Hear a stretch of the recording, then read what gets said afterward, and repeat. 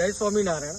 હું રોહનભાઈ શાસ્ત્રી, માવતર વૃદ્ધાશ્રમ જે ડભોળા ગામની અંદર આવેલું છે અને આ જે ડભોળા ગામ જે છે જેનો તાલુકો અને જિલ્લો ગાંધીનગર જાય છે અને ડભોળાનું બીજી એક લેન્ડમાર્ક એવું કહી શકાય કે અહીંયા ડભોળિયા હનુમાન દાદાનું મંદિર 1000 વર્ષ જૂનું અહીંયા મંદિર આવેલું છે।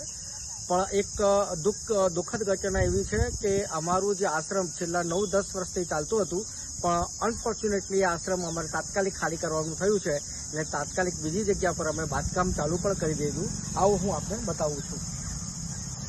તમે જોઈ શકો છો કે આ જે બાંધકામ તો અમે લગભગ લિંકલ લેવલ સુધી તો લાવી દીધું છે, પણ સફિશિયન્ટ ફાઇનાન્સ ન હોવાના કારણે, પૂરતું પ્રમાણમાં નાણાકીય ભંડોળ ન હોવાના કારણે અમારું આશ્રમનું બાંધકામ જે છે એ ખોરંભાયેલું છે, એ બંધ પડેલું છે। અને આ વિડીયો જે પણ વ્યક્તિઓ જોતા હોય એ લોકોને ખાલી એક નમ્ર અપીલ કરીએ છીએ હૃદયપૂર્વકની કે અમારે પૈસા નથી જોતા, અમને ઈંટો, સિમેન્ટ, રેતી, કપચી કે લોખંડ જો તમે આપો છો તો આજે માવતર વૃદ્ધાશ્રમનું કામ જે છે વેગવંતું બને અને ખૂબ ઝડપથી અમે લોકો અહીંયા શિફ્ટ થઈ શકીએ। આપ જોઈ શકો છો આ આશ્રમનો નજારો।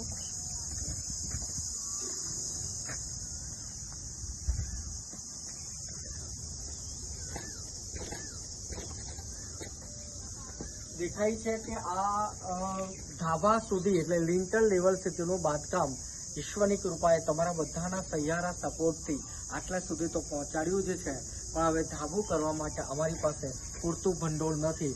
માટે તમામ વ્યક્તિઓને અમે હૃદયપૂર્વક એક અપીલ કરીએ છીએ કે પ્લીઝ બને એટલું અમને સપોર્ટ કરો અને આ વિડીયો જે પણ વ્યક્તિ જોવે છે એ લાઈક અને શેર પણ કરજો, મહત્તમ વ્યક્તિઓ સુધી આને પહોંચાડજો। જય સ્વામિનારાયણ।